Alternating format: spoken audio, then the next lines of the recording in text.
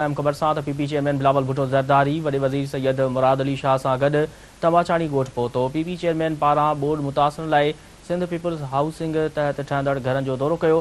बिलावल भुट्टो ज़रदारी खे तमाचाणी ॻोठ जे हुनरमंद औरतुनि पंहिंजे हुनर बाबति आगाह कयो। वॾे वज़ीर मुराद अली शाह खे ब्रीफिंग ॾींदे ॿुधायो वियो त पनो आकिल, रोहिड़ी, सालेपट, न्यू सखर ऐं सखर सिटी में 80,000 खां वधीक घर ठही विया आहिनि। अवां खे अहम ख़बर खां आगाह कंदा हलूं त पीपी चेयरमैन बिलावल भुट्टो ज़रदारी वॾे वज़ीर सैयद मुराद अली शाह सां गॾु तमाचाणी ॻोठ पहुतो। पीपी चेयरमैन बिलावल भुट्टो ज़रदारी पारां बोर्ड मुतासिरनि लाइ सिंध पीपल्स हाउसिंग तहत ठहंदड़ घरनि जो दौरो कयो।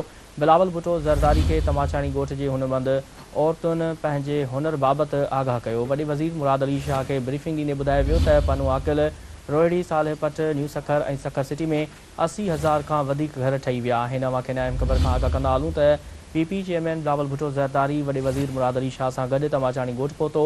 पीपी चेयरमैन पारां बोर्ड मुतासिरनि लाइ सिंध पीपल्स हाउसिंग तहत ठहंदड़ घरनि जो दौरो कयो। बिलावल भुट्टो ज़रदारी खे तमाचाणी ॻोठ जे हुनरमंद औरतुनि पंहिंजे हुनर बाबति आगाह कयो। वॾे वज़ीर मुराद अली शाह खे ब्रीफिंग ॾींदे ॿुधायो वियो त पनो आकिल, रोहिड़ी, सालेपट, न्यू सखर ऐं सखर सिटी में 80,000 खां वधीक घर ठही विया आहिनि। अवां खे अहम ख़बर खां आगाह कंदा हलूं त पीपी चेयरमैन बिलावल भुट्टो ज़रदारी वॾे वज़ीर सैयद मुराद अली शाह सां गॾु तमाचाणी ॻोठ पहुतो। पीपी चेयरमैन पारां बोर्ड मुतासिरनि लाइ सिंध पीपल्स हाउसिंग तहत ठहंदड़ घरनि जो दौरो कयो। बिलावल भुट्टो ज़रदारी खे तमाचाणी ॻोठ जे हुनरमंद औरतुनि पंहिंजे हुनर बाबति आगाह कयो। वॾे वज़ीर मुराद अली शाह खे ब्रीफिंग ॾींदे ॿुधायो वियो त पनो आकिल, रोहिड़ी, सालेपट, न्यू सखर ऐं सखर सिटी में 80,000 खां वधीक घर ठही विया आहिनि।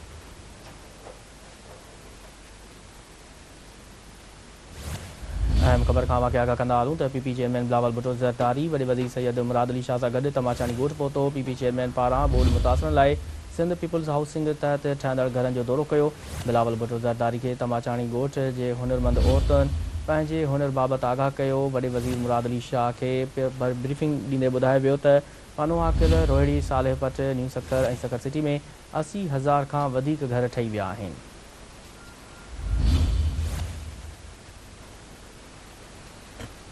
अहम ख़बर खां अवां खे आगाह कंदा हलूं त पीपी चेयरमैन बिलावल भुट्टो ज़रदारी वॾे वज़ीर सैयद मुराद अली शाह सां गॾु तमाचाणी ॻोठ पहुतो। पीपी चेयरमैन पारां बोर्ड मुतासिरनि लाइ सिंध पीपल्स हाउसिंग तहत ठहंदड़ घरनि जो दौरो कयो। बिलावल भुट्टो ज़रदारी खे तमाचाणी ॻोठ जे हुनरमंद औरतुनि पंहिंजे हुनर बाबति आगाह कयो। वॾे वज़ीर सैयद मुराद अली शाह खे ब्रीफिंग ॾींदे ॿुधायो वियो त पनो आकिल, रोहिड़ी, सालेपट, न्यू सखर ऐं सखर सिटी में 80,000 खां वधीक घर ठही विया आहिनि। अहम ख़बर खां अवां खे आगाह कंदा हलूं त पीपी चेयरमैन बिलावल भुट्टो ज़रदारी वॾे वज़ीर सैयद मुराद अली शाह सां गॾु तमाचाणी ॻोठ पहुतो। पीपी चेयरमैन पारां बोर्ड मुतासिरनि लाइ सिंध पीपल्स हाउसिंग तहत ठहंदड़ घरनि जो दौरो कयो। बिलावल भुट्टो ज़रदारी खे तमाचाणी ॻोठ जे हुनरमंद औरतुनि पंहिंजे हुनर बाबति आगाह कयो। वॾे वज़ीर मुराद अली शाह खे ब्रीफिंग ॾींदे ॿुधायो वियो त पनो आकिल, रोहिड़ी, सालेपट, न्यू सखर ऐं सखर सिटी में 80,000 खां वधीक घर ठही विया आहिनि।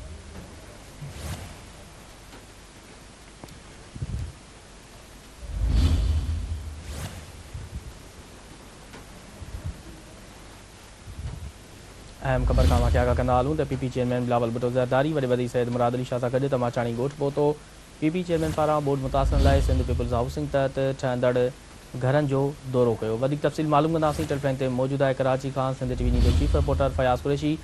जी फयाज़, पीपी चेयरमैन बिलावल भुट्टो ज़रदारी वॾे वज़ीर सैयद मुराद अली शाह सां गॾु तमाचाणी ॻोठ पहुतो, हिन बाबति आगाह कजो। Pakistan Peoples Party chairman Bilawal Bhutto Zardari वॾे वज़ीर सैयद मुराद अली शाह सां गॾु सखर जे दौरे ते आहे। ॻोठ निचन सां गॾोगॾु वॾे वज़ीर तमाचाणी जेको ॻोठ आहे उनजो दौरो कयो आहे। ऐं दौरे जे मौक़े ते जेका बोर्ड मुतासिरनि जा जेके जुड़ंदड़ घर आहिनि उन्हनि पीपल्स हाउसिंग जे तहत जेके ठहियल घर आहिनि उन्हनि जो दौरो कयो आहे।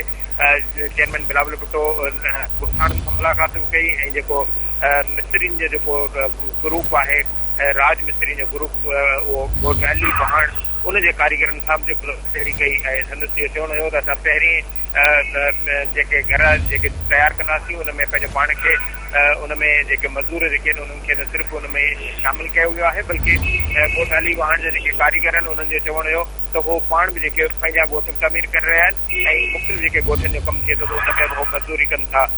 बिलावल भुट्टो जेका हथ जी कढ़ाई ऐं क़िस्म जो जेको बर्त ॿिया जेके कम आहिनि उन हवाले सां जेके औरतूं आहिनि उनजो जेको हुनर आहे उन मुतालिक़ ॼाण वरिती ऐं खेसि औरतुनि पंहिंजी जेका जुड़ना जेके घर आहिनि उनजे हवाले सां बाग़ाइदे इन सम्झे सां हुयो ताकी हू कचनि घरनि में कखावनि घरनि में रहंदा हुया ऐं हाणे पका घर तामीर करे किन मालिकाणा हक़ जेके आहिनि उन्हनि जो दस्तावेज़ पिणु जेके उहे ॾिना विया आहिनि त इन दस्तावेज़नि सूदो बिलावल भुट्टो ॻोठाणनि खे पंहिंजे घरनि जी मालिकी जा हक़ बि ॾिना ऐं अहिड़ी तरह सां चेयरमैन मुतासिर जेके माण्हू आहिनि उन्हनि खे उन्हनि जा जेके घर आहिनि उहे पाण वञी घुमी ॾिठो ऐं हुनरमंद जेके औरतूं आहिनि उन्हनि जे हुनर जे हवाले सां तारीफ़ कई ऐं कचहरी बि कई। अहिड़ी तरह सां पन्ने आसिल डोड़ी सालेपट न्यू सक्कर ऐं शक्कर सिटी में 80,000 खां वधीक जेके घर आहिनि हिन वक़्तु तामीर थियनि पिया। हिन हवाले सां पीपल्स हाउसिंग सेल जो जेको CEO आहे ख़ालिद शेख उन चेयरमैन पीपल्स पार्टी खे ब्रीफिंग ॾिनी। चेयरमैन पाड़नि सां कचहरी कई ऐं मौक़े ते खेसि माण्हुनि अजरकुनि जा तोहफ़ा उॾाया ऐं खेसि जेके चांहि पीअण जे हवाले सां बि जेका आशा कई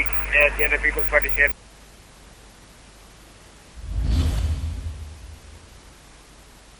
फयाज़ तफ़सील लाइ वॾी महिरबानी।